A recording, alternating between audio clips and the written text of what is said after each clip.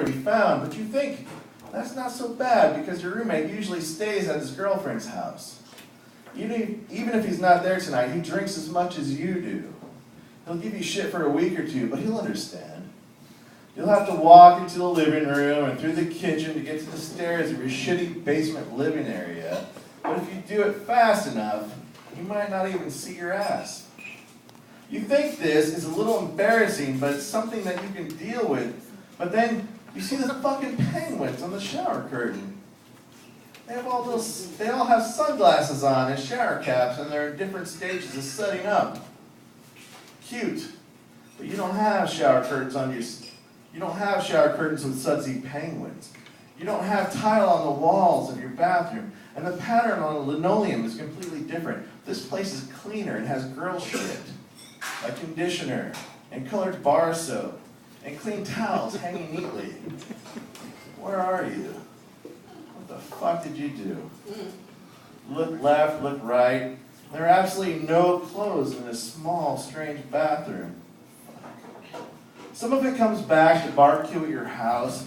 Your roommates laughed while you drank heavily and struck out one at a time with 3 different girls. You stood on the porch smoking a cigarette and watched a third one drive off. At the same time, your across the street neighbor came home.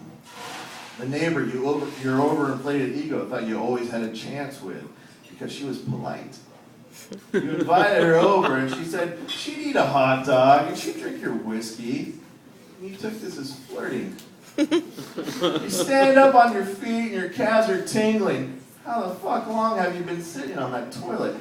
What time is it? There's no way of knowing because your cell phone is probably in your pants and your pants are somewhere else. You try to remember more. Those first memories had been blocking the flow and now they're loose. The rest come pouring out faster.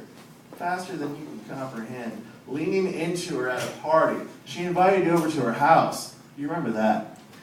You grabbed her ass on the way over and she gave you an unsure smile. She unlocked her door. A big fucking dog jumped up and then there was the 2 of you that started kissing clumsily. Neither of you can get the rhythm, but for some reason you thought you were doing well. You said some shitty pickup line about fucking that wasn't anywhere as witty or clever as you believed it to be. And then she said she didn't want to have lay-down sex. But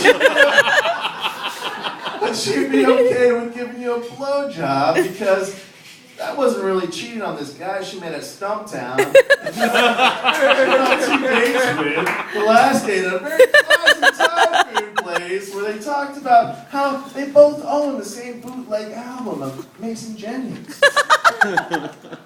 Always a gentleman. You had done your best to apologize for how quickly the situation ran out of control, and you told her that you completely respect how she feels. You said, though the age of chivalry may be gone for some, you would never think of coming between potential lovers with the same taste in obscure folk music.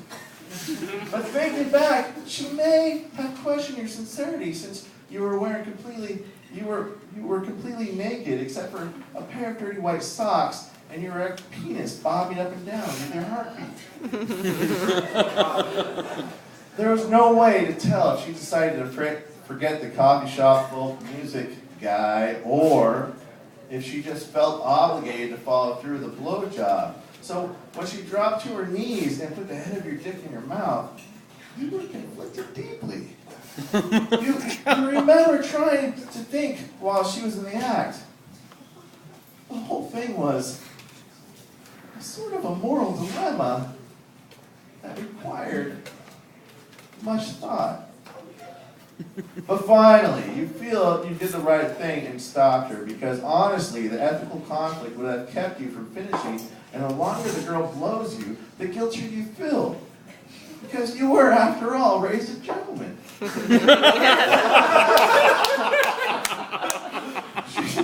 She stands up and she looks at you, swaying there, all naked and shit. And the look in her eyes says a deep conversation may about to start at any second, and it did indeed start when she told you that she might have had a little bit too much to drink. You burped and you tasted vomit. and she flopped down on her futon, obviously frustrated, maybe a bit conflicted. And she asked you if you thought she should tell the coffee shop folk music guy that she gave her neighbor half a blowjob. And she asked you if you think he'd mind, you being a guy and all.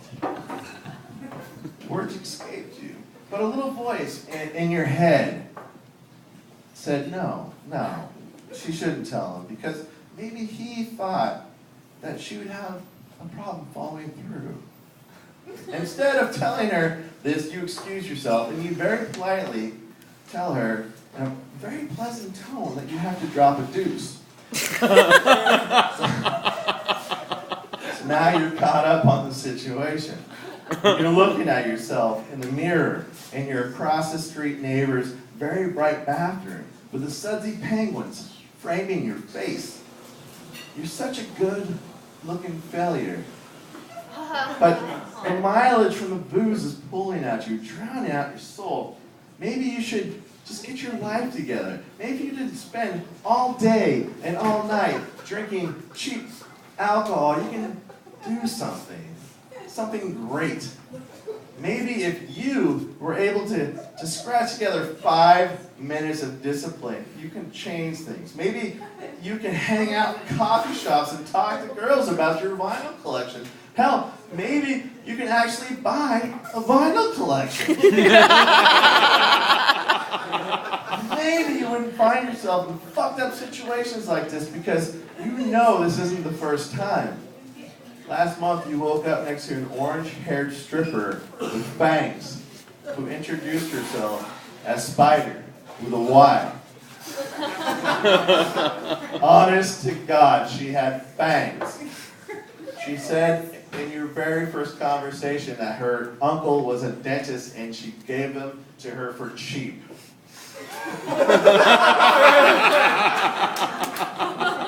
You woke up next to an orange-haired stripper with fangs you didn't remember picking up, and you had shit yourself from drinking too much.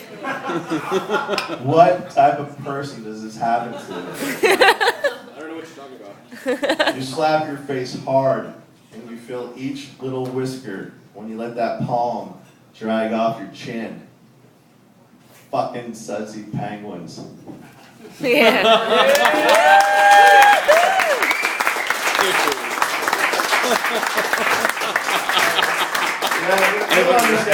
That was actually a non-fiction piece.